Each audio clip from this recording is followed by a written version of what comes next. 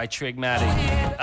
Anyways, I've got some exciting news for you from Ashesi University, which is why I had to cut through the music. Ashesi is expanding access over the past few years, adding new undergraduate programs and master's programs.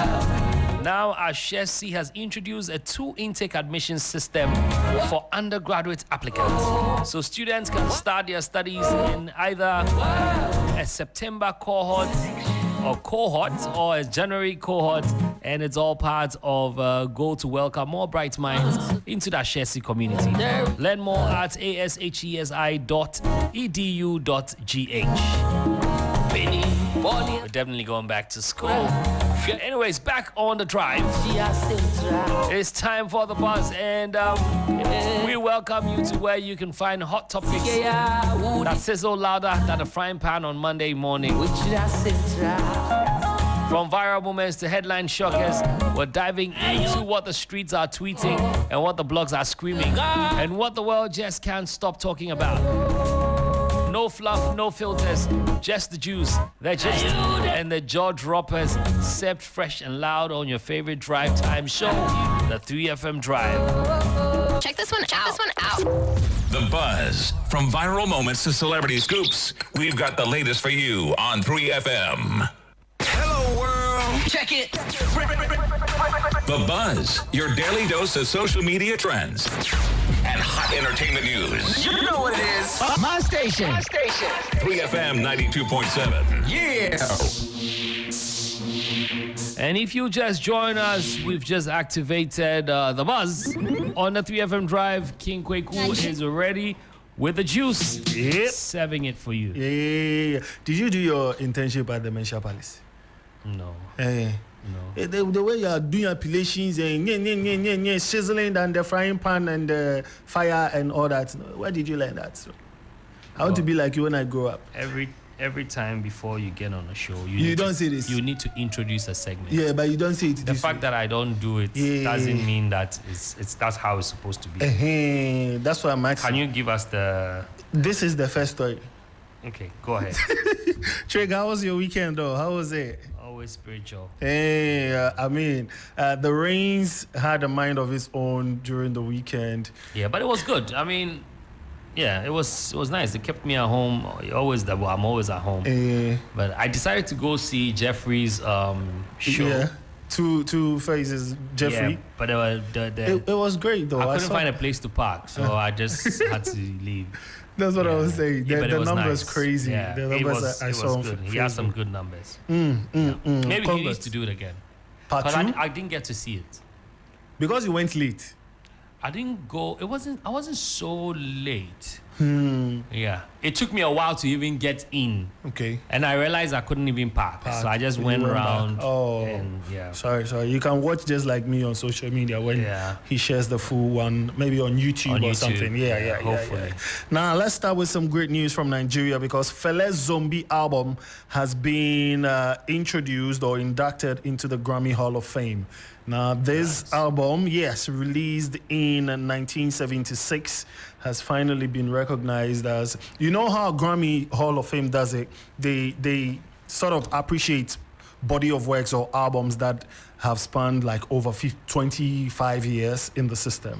Yes, and this time around, Nigerian's Afrobeats legend Fela Anikulapo Kuti has made history as his 1976 album Zombie inducted into the 2025 Grammy Hall of Fame. Now, check this out. This is the first Nigerian album to ever receive such prestigious honor. And the announcement was made over the weekend as well. So congrats to Fela. And, Zombie album was talking about the whole political setting. And, he lashed the leaders them back and So, great news for Nigeria. I mean, he was banned from performing in Ghana. And he was eventually deported because of the album. The song, the album and then the song single, Zombie. Yeah, but I think at a point, I don't know though, but that's me. This song actually has a lot to talk about. You know, at a point, during the performance in Accra, it actually caused a riot. A riot. So the Ghanaian government decided to ban him. You guys can check out Zombie, the song itself. Not the part where it's viral attention, standard teas, and all those kind of, but the message in the song. Yeah. And I feel like, to me, the peak of an artist is to have your craft like cause change or incite something. That is what I think. Like, you've dropped a song or a masterpiece, and everybody resonates with it in a certain way to make it cause a change. Like, if they are rioting, they are rioting. If they're falling in love, they're falling in love. If they're doing something positive, they do. If they're doing something even negative, they're doing it because of your song.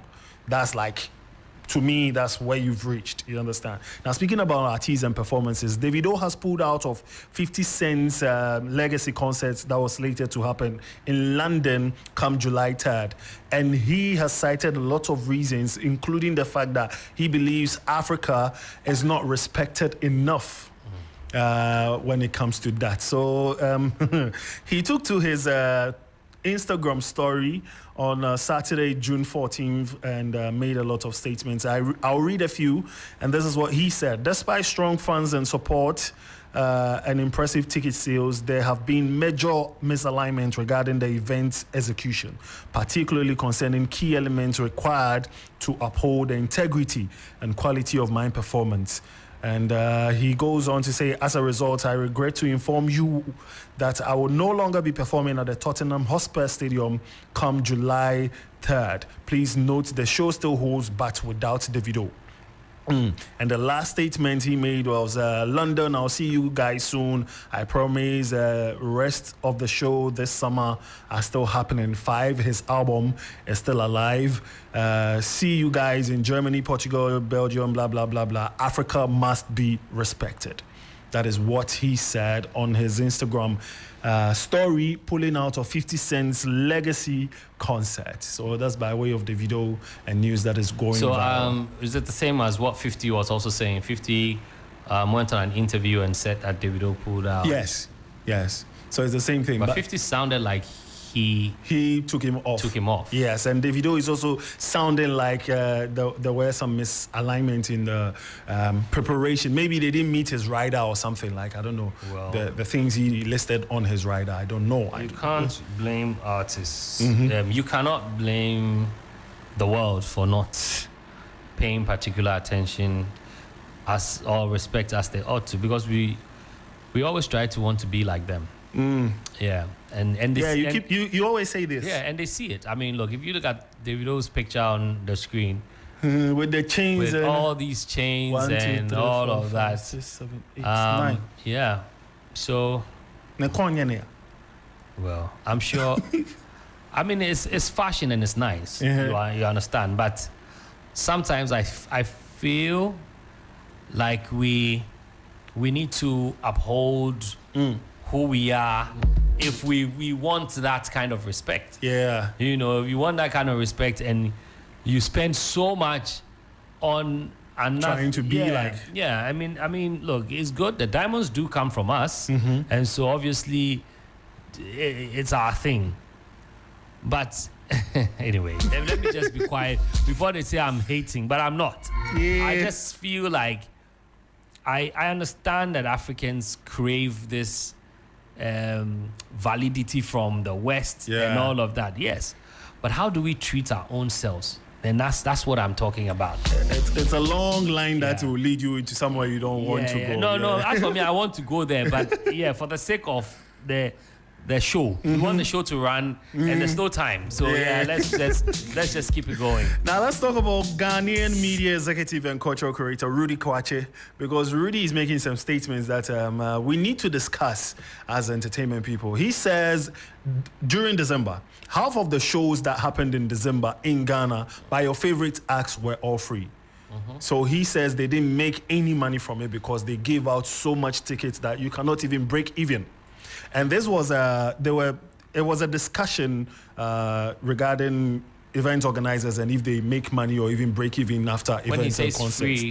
Free by the means that he means they were giving out tickets. And this is what he says, and I quote, "You charge 100,000 cedis to do a show in Ghana, but the reality is you can't sell $100,000 or $100,000, he says, of tickets. Half of your December shows by your favorite acts were all free." They just gave tickets to people to fill it up. It's an ego trip because there is a system. I get where he's coming Yeah, from. you understand. Because there is a system, you market in a certain way, you would get your money back, but there is no shortcut around it. Thinking we sold tickets, therefore we should make profit. So it was more like ticket sales relating to making profit, or it's a sold out event. We have 100,000. We had 100,000 people coming through. We had 50,000 people coming through. But he's saying half of the 50,000, which is about 25,000, are free people. You're not making money off it. And is it real? Is it true? Is it something that's? I know it's happening, but to that extent, is that it, Trig? You did concerts in December, yes? No, I wasn't in Ghana. Well, for almost 3 years now, most Decembers I'm not around. Which month was your September. It was in September. Okay, Yeah, good. I always do it in September. It's always in September. Yeah. That's what I said. I said December. Sorry. So that one, was it free? No, it wasn't free. Uh, I mean, he's talking about the size of event he's talking about is not. Like festivals. Yeah, he's talking about huge. Okay. Concerts and I festivals. think, like a few of the guys did some very huge shows, which Yeah. most of it I know that he curates them, not create, like curate. Curate, yeah. Yeah, so See I you. know that, he curates most of them. So maybe he has the facts. I don't have the facts, so I don't know this. You understand? So I'm now learning from what he's saying. But yes, these are conversations we've had because myself and Rudy, we've been sitting around some tables trying to push for some things, and these are things that come up because yes, you charge so much for an event, but you are unable to pull the numbers. the numbers. And so if it's not a show that you're organizing, if you are the face of the show, but you have like a promoter behind you, the promoter ends up losing money. True. So I'm sure that's where he's coming from, a promoter's perspective. view, I'm yeah. sure the artists will also have their point. I mean, but as an artist that has tried to create my own shows, and I understand that painfully because I always say we're still growing as a people. Our industry is still growing as much as we make a lot of noise, and so I can relate. You can do a show, you can have a packed venue, and he's right. Half of the time, your friends don't even want to pay, your family, nobody wants to pay. They You want have to tickets give out for free. tickets and all of that. The few people that pay to come in are few, and then you have the ones who are friends with the security guys. You have the people who jump the wall, and Those all who kinds know of the those who know DJ. the DJ. Yeah, and so you end up finishing an event, and you have to pay so much, but you've earned very little. Very little. Anyways, let's move on. Now let's talk about concerts that happened over the weekend as well. We have already spoken about Jeffrey Note's stand-up comedy, and now let's talk about Ivandi. Yeah, Diaspora Dome at the University of Ghana. Whatever that happened there over the weekend between Black Sherif and a diehard fan. Guys, if you've not seen the video, go on Facebook right now and check out how a guy called Abovi, my brother Abovi, nearly ended Black Sherif's concert or performance during Diaspora Dome, University of Ghana's performance. So that's Abovi in a durag, black durag and a white shirt. Black Sherif also performing. And this guy came through, like, I don't know, is this obsession or... See, this is why Burna Boy keeps kicking fans when they want to come on stage. This is carelessness on the path of the security. Yeah. So there is a twist to this story. And artists, Ghanaian artists need to stop this thing of, they are my fans. Stop it. Because the next time somebody stabs you, that's the end. That's the end. That's a sorry before you get to live again. So it doesn't mean you're a cool guy. It doesn't mean people love you. Yes, we understand. So this is a different angle from the first one that we saw. So Yes. they're just chilling. You can see clearly how look at how he's relating with Black Sherif. Bro, Look at this. It's wrong. Bro, it's wrong. Look at this. Look at this. It's wrong. Hey, It's wrong. It's wrong. Because you know why? Black Sheriff got distracted and his attention went on trying to save the fan. If you look at it. Anyways, guys, we're watching on Facebook, and so you can join us. We're on Facebook, 3FM 92.7. You see, security is something we take for granted. Not security just around artists. Everywhere. I think Ghanaians are not security conscious, and it's something we need to teach our kids, teach children, neighbors, and everything. Look, there's a neighborhood I lived in a country I'm not going to mention, and when they see someone new entering your building, they will call the police. Somebody will call the police. I mean, you are just there and the police will come. Because they've not seen, who's this? Yeah, who's this? We've not seen this person before. We don't know who he is. A neighbor called and said a random guy is walking through the neighborhood. These things need to be taught, because how would somebody climb on? It's not part of the act. It's not, and because the artist is thinking, he wants to be boys, so let me just chill with the fan and all of that. Charlie, those things needs to stop. Yeah, that's the angle I was coming from. Because there is a video of Abovi and Black Sheriff, like, sort of hanging around. Who's Abovi, the guy? The guy, that's his name. No, they need to kick him off the stage because it wasn't part. Was it part of the performance? No. Yes. So why is he on? Now he distracts the whole thing. The performer now turns around, looking at him, leaving there, and you see that the fans were just kind of fun. Charlie, next story.